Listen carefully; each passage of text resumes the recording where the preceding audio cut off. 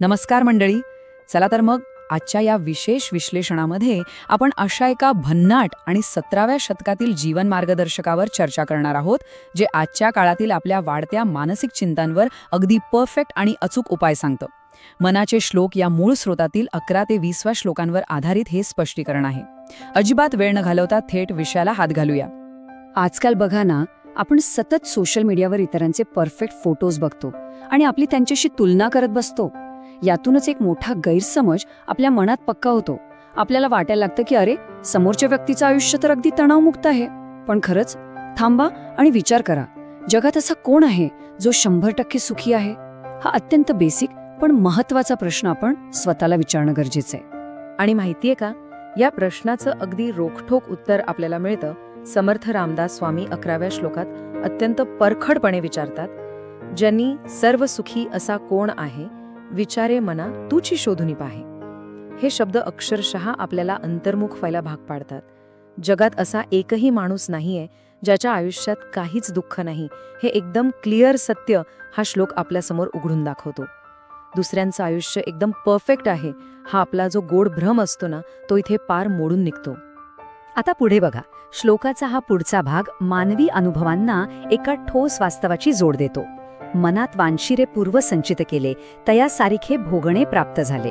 अगदी सोप्या भाषेत सांगायचं तर आपल्या आत्ताच्या परिस्थितीसाठी आपली पूर्वीची कर्मच जबाबदार आहेत.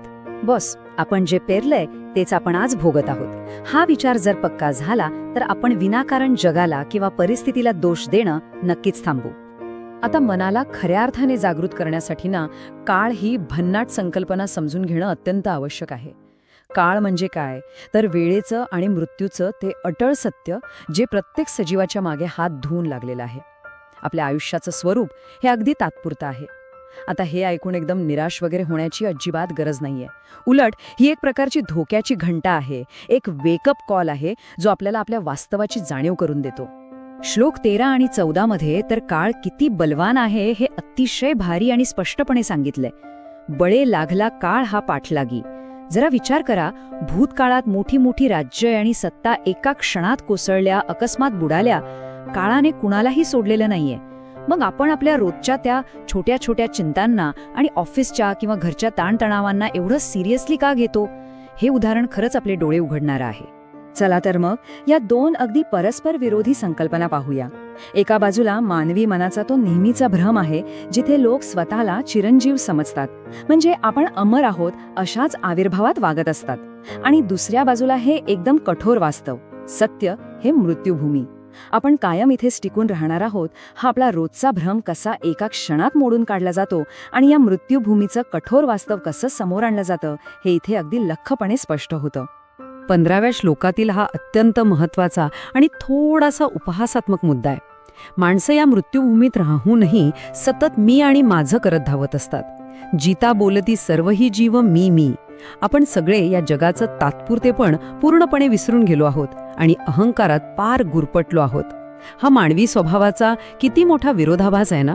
म्हणजे जायचं तर नक्की आहे, पण माझं माझं करणं काय सुटत नाहीये. श्लोक 14 ते 16 मधील जन्म आणि मृत्यूचं हे चक्र इथे अगदी मुद्देसूद मांडलं आहे. पहिल्या टप्प्यात कर्मयोगाने जन्म होतो. दुसऱ्या टप्प्यात माणूस मी करत अहंकार घट्ट धरून ठेवतो. मग येतो तिसरा टप्पा, जिथे एक मरतो आणि दुसरा त्याच्यासाठी शोक करत बसतो. पण खरी शोकांतिका कुठे माहितीये? ती 4थ्या टप्प्यात आहे. अकस्मात तोही पुढे जात आहे. जो बसून शोक करत असतो ना, त्यालाही काळ अचानक गाठतोच. हे मृत्यूचं अटळ चक्र अत्यंत प्रभावीपणे आपल्या समोर येतं.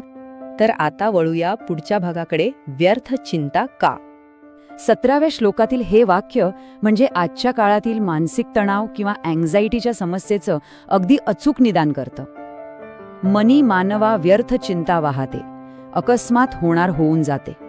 बघा ना, मानवी मन नेहमी अशाच गोष्टींबद्दल सतत चिंता करत असतं ज्या त्याच्या अजिबात म्हणजे अजिबात नियंत्रणात नाहीयेत. जे अचानक घडणार आहे ते घडणारच आहे. मग आधीच त्याची चिंता करून काय साध्य होणार आहे? हीच गोष्ट आपण आणखी थोडी सोपी करून पाहूया. आपण चिंता का करतो? कारण आपल्याला प्रत्येक गोष्टीवर नियंत्रण ठेवण्याची सवय असते. पण अचानक घडणाऱ्या गोष्टी तर घडणारच आहेत. आपले अनुभव आपल्या कर्मांवर म्हणजेच कर्मयोगे अवलंबून आहेत. आणि त्यामुळेच वियोगाचा किंवा कुणी सोडून गेल्याचा खेद मांडणं हे अज्ञानाचं लक्षण मानलं गेलंय. थोडक्यात सांगायचं तर आपले अनुभव मोठ्या अदृश्य शक्तींद्वारे आधीच निश्चित होतात. त्यामुळे सतत काळजी करत बसणं म्हणजे स्वतःच्या ऊर्जेचा प्रचंड अपव्यय आहे. अगदी सिंपल लॉजिक आहे. आणि म्हणूनच आपल्याला वळायचे आहे पुढच्या महत्वाच्या विषयाकडे, सत्याचा मार्ग. मनाला या सगळ्या दुःखातून बाहेर काढून मुक्तीकडे नेणारा हा एक अतिशय सुंदर आणि टप्प्याटप्प्याने जाणारा मार्ग आहे. पहिली पायरी अगदी स्पष्ट आहे, व्यर्थ चिंता सोडून द्या. दुसरी पायरी 18व्या श्लोकात सांगितल्याप्रमाणे उच्च हेतूशिवाय किंवा राघवाशिवाय इतर कशाचीही आशा ठेवू नका. आणि तिसरी सर्वात महत्वाची पायरी म्हणजे नेहमी सत्याचीच कास धरा. हा तोच खरा मानसिक बदल आहे जो या विश्लेषणातून आपल्याला साध्य करायचा आहे. या सगळ्यावर अचूक उपाय 19व्या श्लोकात अत्यंत प्रभावीपणे सांगितले आहे. मना सर्वथा सत्य सांडू नको रे, मना सर्वथा मिथ्या मांडू नको रे.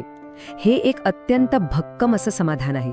आपल्या मनाला कायम शाश्वत सत्यात स्थिर करा आणि समाजात असणारे खोटे आणि विनाकारण चिंता वाढवणारे जे भ्रम आहेत ना, त्यांना पूर्णपणे सोडून द्या.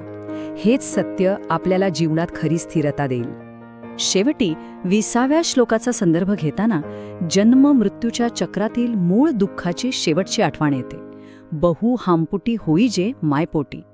गर्भवासात असतानाही जीवाला किती यातना होतात हे सांगून समर्थ आपल्याला पुन्हा एकदा जाणीव करून देतात की हे जन्म मरणाचे आणि दुःखाचे फेरे पुन्हा पुन्हा भोगण्यापेक्षा सत्याचा मार्ग शोधणं किती आणि किती तातडीचे आहे.